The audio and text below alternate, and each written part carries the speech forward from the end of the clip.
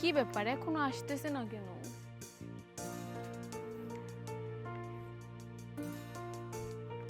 Sir এখনো আসতেছে না?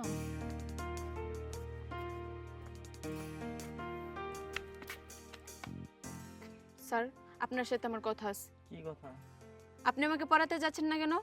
আমি আর তোমাকে পড়াবো না। কি কারণ? সেটারও কোনো কারণ আছে।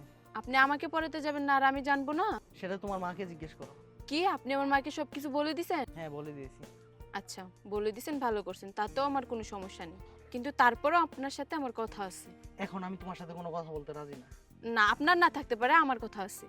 দেখো, এখানে অনেক লোকজন আছে, অনেক সমস্যা হয়ে যাবে। আর তাছাড়া তোমার সাথে আমি কোনো কিছু বলতেও রাজি না এখন। আচ্ছা বুঝতে পারছি আপনার এখন এইখানে সমস্যা আছে, তবে কালকে ঠিক এই জায়গায় এই মুহূর্তে আমি আপনার জন্য অপেক্ষা করব। আপনার কিন্তু আসতেই হবে।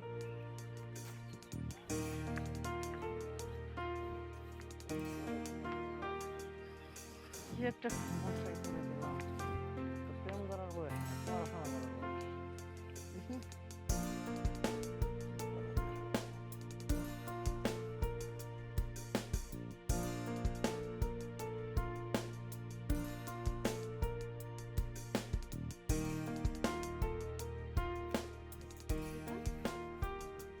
কি হয়েছে তোমার? তুমি এখানে মুড অফ করে বসে আছো কেন? কোনো সমস্যা হয়েছে? আর দেখো, আমি সকাল থেকে কতবার তোমাকে ট্রাই করছি ফোনে, তুমি আমার ফোনটা একবারের জন্য রিসিভ করোনি। কি হয়েছে আমাকে বলো, কোনো সমস্যা? তুমি যখন ফোনে কল ধরছো না, তারপরও আমি তোমাকে মেসেঞ্জার, ইমো, হোয়াটসঅ্যাপে সব জায়গায় নক করছি, তুমি একটা তো সিন করোনি কেন? কি হয়েছে তোমার সেটা তো আমাকে বলবা। আচ্ছা, তোমার কি কোনো সমস্যা হয়েছে? তুমি আমাকে নির্দ্বিধায় বলতে পারো। আচ্ছা, তোমার সমস্যাটা কি হয়েছে সেটা আমাকে না বললে আমি বুঝবো কিভাবে? বলো আমাকে। লিখন, এভাবে চুপ করে থেকো না। এভাবে চুপ করে থাকলে সমস্যা বাড়বে, সমাধান হবে না। আর দেখো, তুমি চুপ করে থাকলে কি আর আমার ভালো লাগবে? প্লিজ বলো তোমার কি হয়েছে। শোনো, আমি একটা ডিপ্রেশনে আছি। ডিপ্রেশন? কিসের ডিপ্রেশন তোমার আবার? এই যে অর্ধেক কথা বলো আর অর্ধেক কথা রেখে দাও, এরকমটা কেন করছো আমার সাথে? ডিপ্রেশন তোমার না, ডিপ্রেশন আমার হচ্ছে এখন। লিখন, আমি কিছু জিজ্ঞাসা করছি তোমাকে, কোয়েশ্চন দাই অ্যানসার। তুমি আমার প্রশ্নের জবাব দাও। প্লিজ, তুমি এখান থেকে যাও, আমাকে একটু একা থাকতে দাও। তুমি যদি না যাও, আমি চলে যাচ্ছি। আজব। লিখন, আমার লিখন কথা শোনা যাও। বুঝলাম না কি হয়েছে ওর। ধ্যাৎ।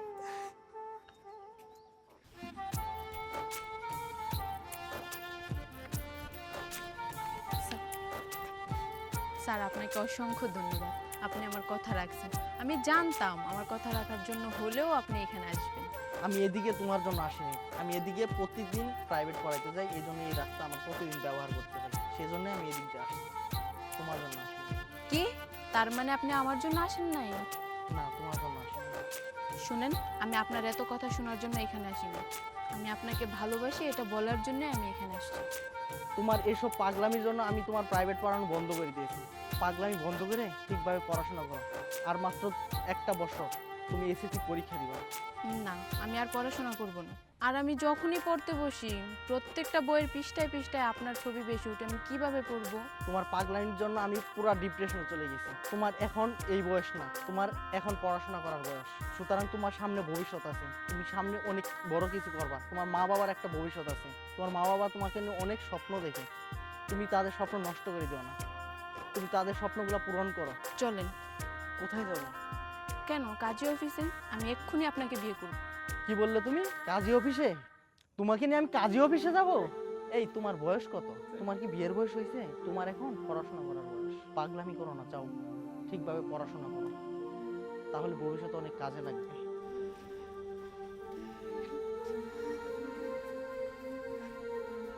কি ব্যাপার? লিখন এই মেয়েটার সাথে দাঁড়িয়ে কি করছে? বিষয়টা সামনে যেয়ে দেখতে হয়তো।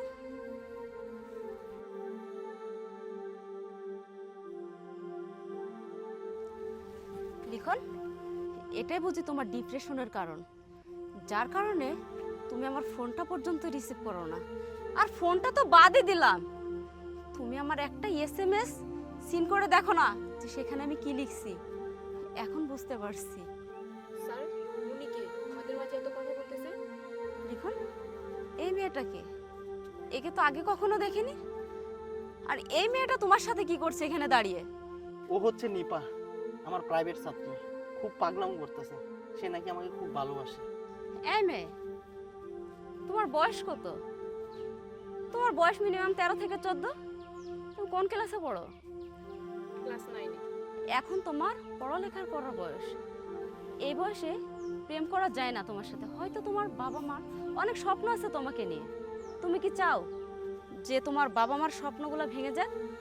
দেখো, তুমি আমার ছোট বোনের মতো, তাই তোমাকে বলছি এইসব চিন্তা ভাবনা মাথা থেকে ফেলে দিয়ে পড়াশোনার দিকে ফোকাস দাও।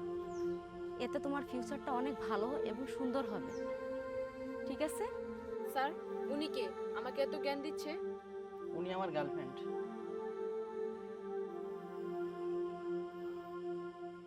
আমরা পরস্পরকে অনেক ভালোবাসি, আর আমাদের বিয়েও ঠিক হয়েছে।